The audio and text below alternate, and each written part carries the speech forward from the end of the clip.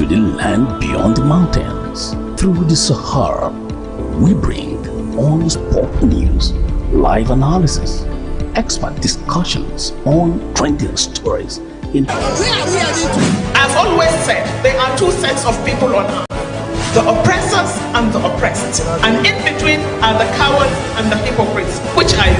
No matter how tough the challenge, how high the obstacles, we always overcome. What Nigerians need now can come and salvage us from where we are. Which trending political news, events and stories are discussed with stakeholders. Through these conversations, ATN uses political talks about specific issues, party system and actor to explore hope and engender positive impact to the society. Today on Open Conversation, we'll look at these stories. First, Rivers State. APC slams Ugochinya for interfering in internal politics. And then to Benue State, APC's chieftain slams Ganduje over stance on crisis. Governor Yahaya targets 214,000 people in food distribution. On to Kano State, Kwakwanso's son makes commissioner nominees list. Then we move to economic hardship. Jigawa IPAC proposed extension of election timetable. And on Nnamdi Kanu, Meto appeals to Tinubu to release IPOB leader. Politics, El Rufai meets with leaders of SDP, PDP, APC. And on Labour Party, veterans insist on sack of leaders of Ajeru, Abure.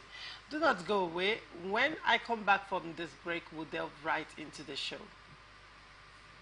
from the line across the ocean to the land beyond the mountains. Through the Sahara, we bring on-spot news, live analysis, expert discussions on trending stories in politics, business, socio-economy, sports, and documentaries. So catch all the updates on the happenings around the globe. Stay focused on the fact today, only on ATN. Representing people. Mr. President, my people are under siege. I will place economic stability and confidence. To condemn this act and call for immediate release of this minister in the Temple of God. Give us access to our money we put in the bank.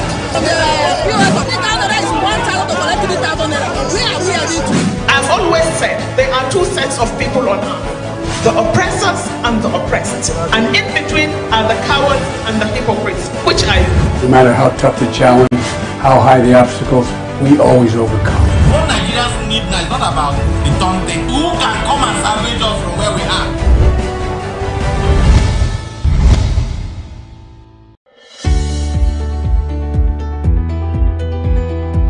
People into the country illegally. That is amazing. Honorable You human trafficker. Honorable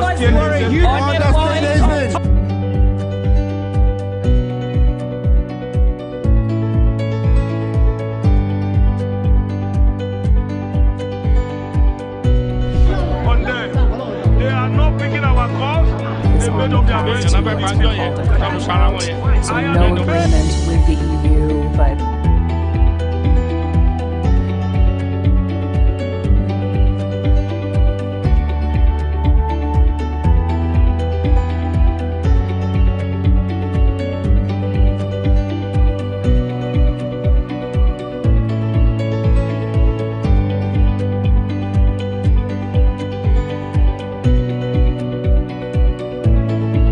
From the line across the ocean, we bring on-spot news, live analysis, expert discussions on trending stories in politics, business, socio-economy, sports, and documentaries.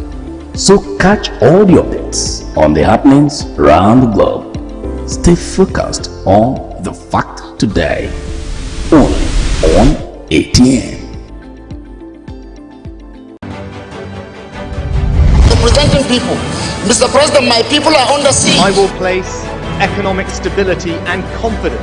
To condemn this act and call for immediate release of this minister in the Temple of God. Give us access to our money we put in the bank.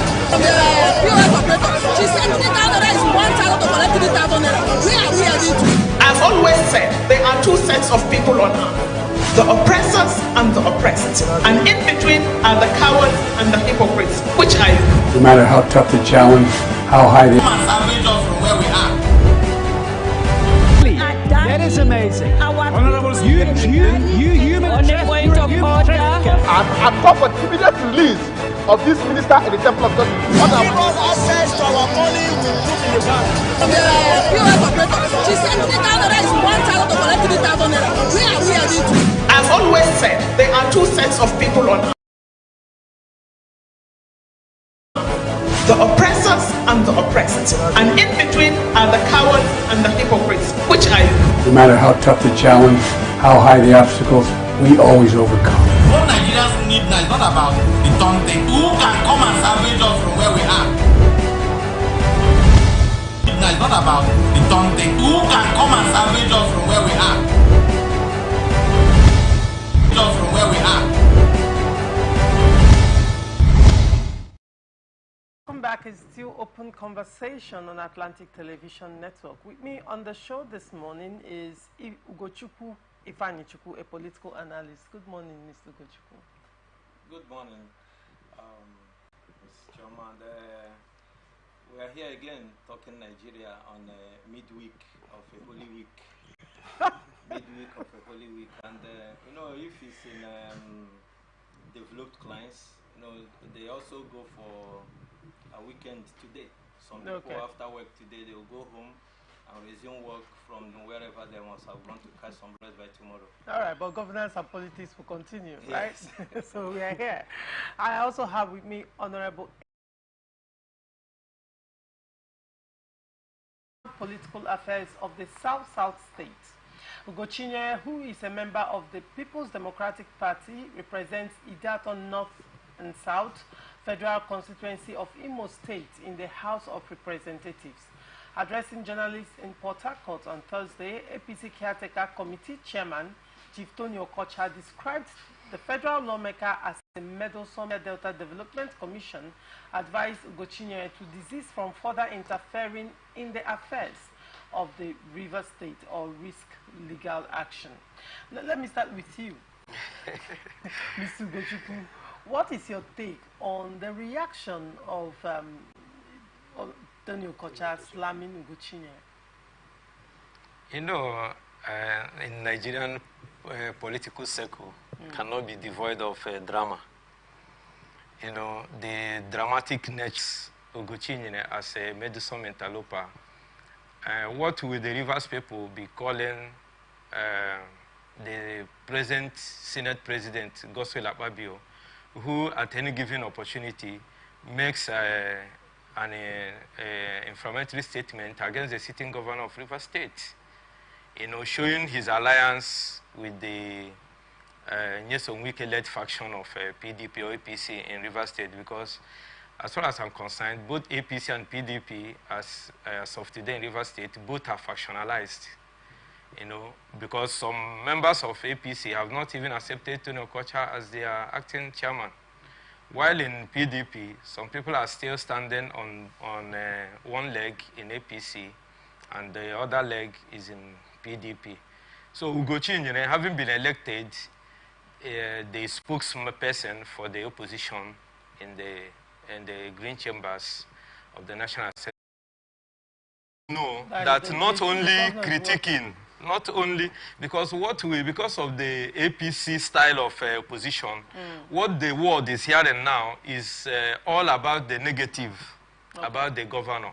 So, and the PDP governance in Rivers State. So for Ugochinyere to make his statement and Tony Okocha to stand up and say that he's a meddlesome interloper, I think he should check that word properly and know exactly whom or the kind of character or the kind of statement someone will be making that you not tag the person a meddlesome interloper. All right. So Ugochinyere has all the right. He has all the legal backends to. You know, it is high time people begin to mind their business when they come to politics. You know, Imo State is very far from River State. Very far from River State. Very far? I know what I'm saying. Okay. When it comes to politics, they are very far from River State. Not as per boundary. Okay. I know what I'm saying. Political standing. Yeah, political standing, yes. So what is happening in River State, if it happens in Imo State, I don't think they can withstand it. So therefore, people should be very careful in the way they mingle into the affairs of politics in other states. Ugo Chinyere is from Idato South of Imo State, and his people are crying every day for his poor performance as somebody who's represented them in the National Assembly. What he think diving into other state political issues is the best way to go.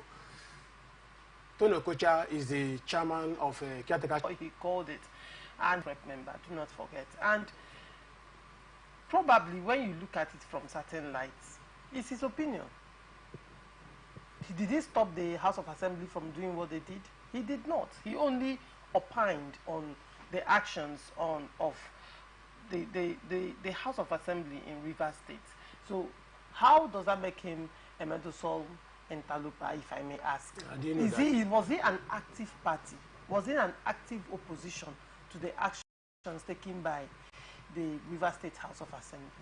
So how does he's giving his opinion on what happened, how does he make him a Medosol Entalupa? It is very good that for somebody to give an advice, but while giving an advice, we have to be very careful in the way you give the advice, in the way your advice goes. It's very, very important. Okay. Very, very key. You know, there is where you give advice that will ignite more crisis. Like the way River State the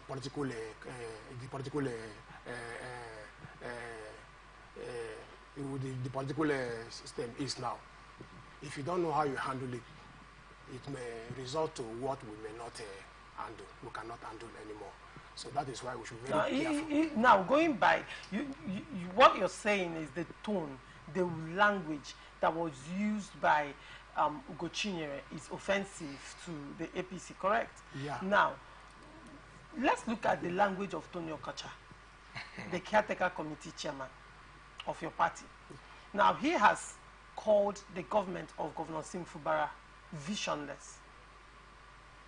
He has called the governor clueless. And these are mild. At some point, he has even made strong allegations of financial rascality. I'm using his language, financial rascality, financial misappropriation, possible financial misappropriation. Now, when you talk about the tone, how do you compare that to how Tony Okocha, even though he's playing the opposition, how he has been playing opposition in River State, and the language he has also, since you're dwelling on language, the language he has also used on this current administration so far in his statements. Let me comment very quickly. One thing you should know is that Tony Okocha is from River State. Okay. Sim Fubara is from River State. Okay. And Tony Okocha, being the chairman of an opposition party, should be able to play the role of an opposition in the state. Okay. So if Tony Okocha has done that, if he has done that, I don't think there's anything wrong with it. Oh, really? Because he's playing the opposition role. It's an opposition. Let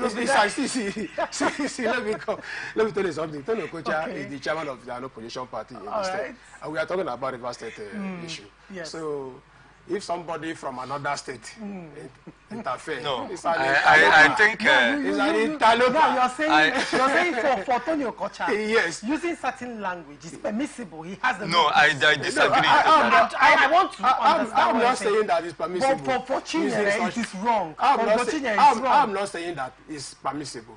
But what I am saying is that this is the political affair of a River State.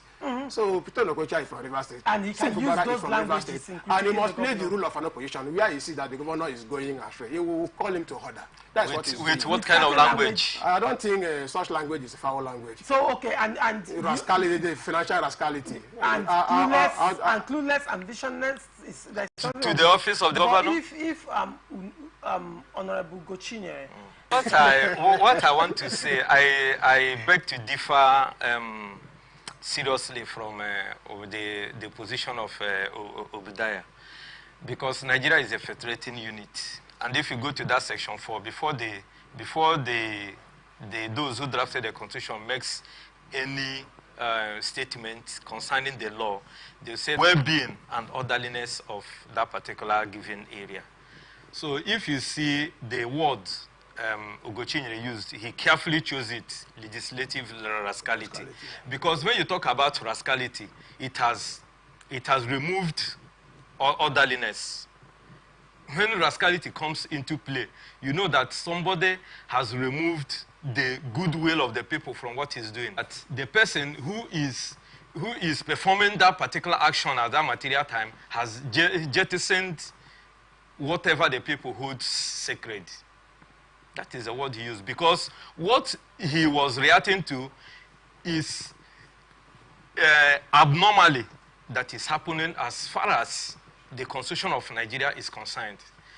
He is saying that if you are a legislator, you should know where the boundaries are into what you can do as a state assembly legislature. Because I said earlier that the National Assembly cannot make any law now to alter the powers of if I may ask, of the sitting president.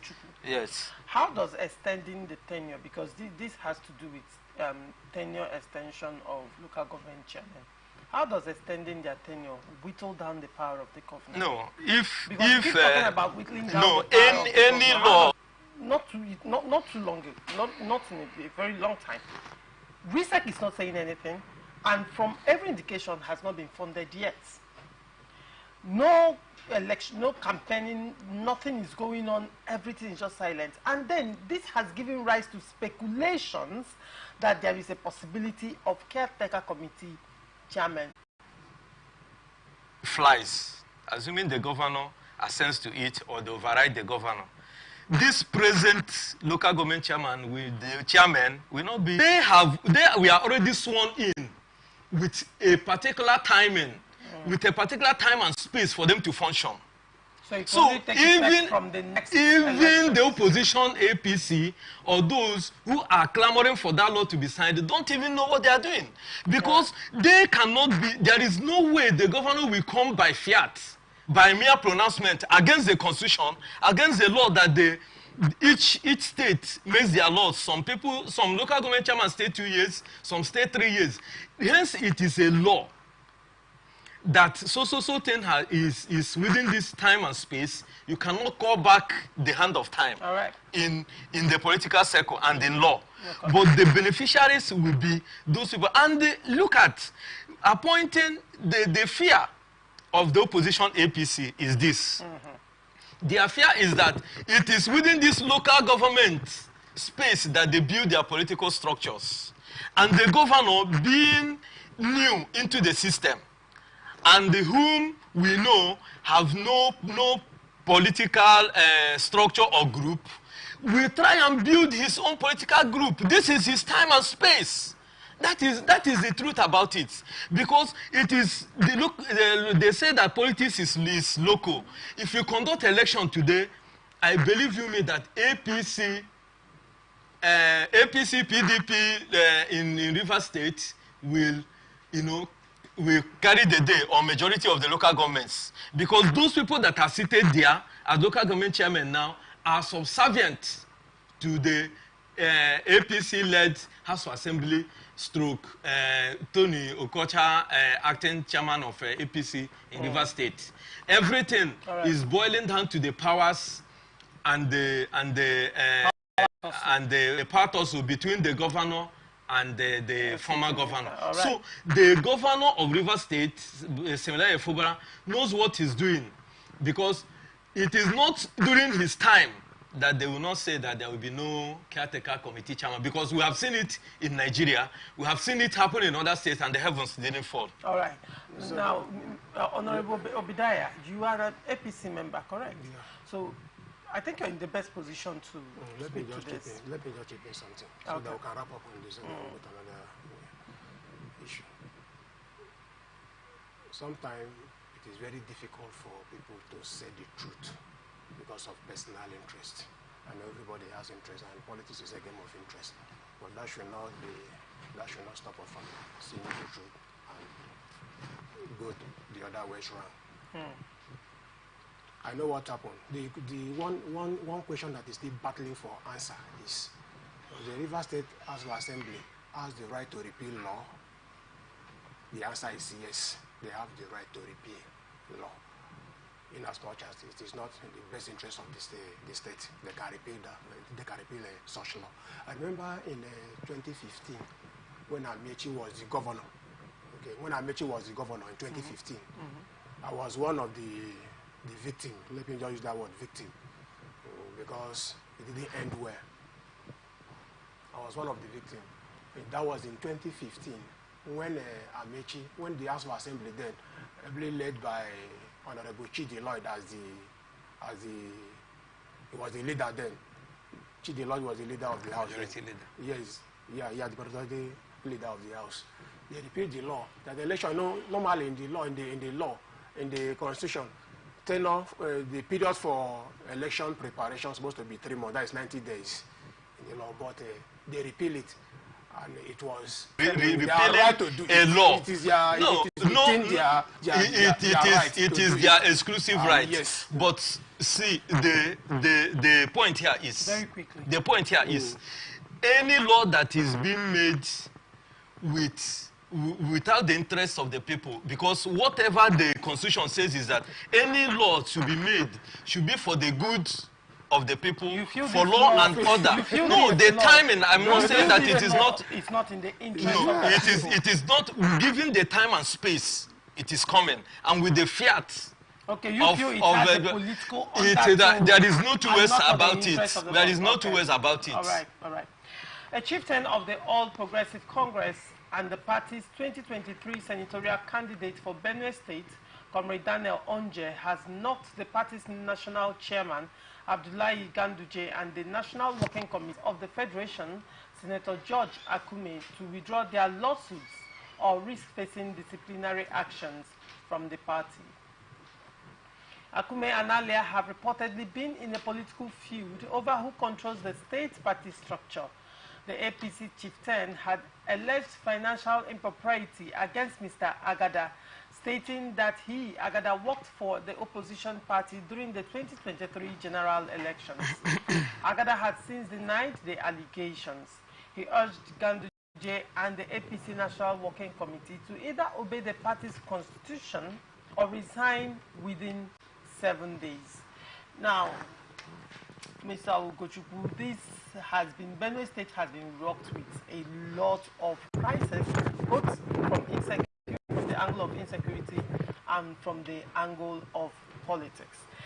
Now, recently, the APC National Working Committee, in a bid to reconcile the issues in the state, gave an instruction that all litigations against the sitting governor, every litigation in the state should be withdrawn, or anybody that fails and still continues with the litigation will face disciplinary action from the party. Now, the chieftain, OJ, an APC chieftain, is coming out to slam Ganduje and the National Working Committee, and he's telling them that that's not going to work, right? And he had his grounds, but let me hear what you have to say with reaction to that. Do you think the chieftain is right in telling the party that he's not going to listen to what they have said? Isn't party supreme in Nigeria? The fallout of the inter-party crisis in Benue State started prior to the to the primaries of the 2023 governorship elections, where Father Alea, unknown, we don't know the powers that stood behind him, came out and, their primaries were conducted twice, because all the political gladiators in Benue State contested that election, ranging from the former, what's his name now, Barnabas Gamadi, other political heavyweights, some senators vied for that position, and they all lost to their own amazement. They wrote a petition. That primary was reconducted, and Father Alea came at tops. And since then, the battle for supremacy, because Father Alea is not the regular Nigerian politician we see and hear about of every time. Then the secretary to the state, to the federal government, the SGF, has now want to assume the role of the godfather of Benue State politics, because you saw how Otom fell out, towards the tail end of his own administration, in trying to garner support and give voice to Nyesom Wike. He lost his own voice in his own state, So Father Alea now emerged, and suddenly the APC heavyweights against him. That is what you are saying in Nigeria about the politics rooted and the people's will, power given to the office of the citizens. People came out to vote for him, irrespective of the party. Remember that Otom had cross-carpeted from APC to PDP when the hits were on. Then he won in PDP through the instrumentality of the powers of Nyesom Wike and their likes. He came to PDP and hibernated. They welcomed him. So nobody knew of all the laws, the anti-grazing law, the fight against insecurity that Otom had to put his life on the line to make sure that his people are safe, that he became the whipping governor of their time. That the people of Benue State will not vote PDP. In my widest imagination, I never believed, because of what he stood for. He became an advocate and became a kind of inimical to the then President Muhammadu Buhari's administration, because he was a voice crying in the wilderness. So how Alea emerged from no other party than APC still beats my imagination. And those powers that be knew that they didn't make Alea, because what is in politics in Nigeria is people want to control the person on seat. And since Alea's inauguration, you have seen one battle or the other, one faction or the other, springing from same party that produced a sitting governor. So I'm not really amazed on the stance of Ganduje, asking the people who have cases in the court to go and withdraw their cases for there to be a type of ground for peace to return to Benue State APC. But the person you call Ganduje, with all due respect to him, is not a charismatic leader. APC lost it when they allowed Oshomole to go, because Oshomole was the person who has all the qualities of a leader to galvanize APC and take them to greater heights without them struggling so much to make inroads, because of his grand-styling nature in politics, his oratory. Ganduje is not an orator. Before you can lead a political party as big as APC in the Nigerian space, you have to be an orator. You have to be somebody who stands out in the crowd. When you speak, you don't look for words. You don't look for words to justify what you're saying or to rant and maximize the audience.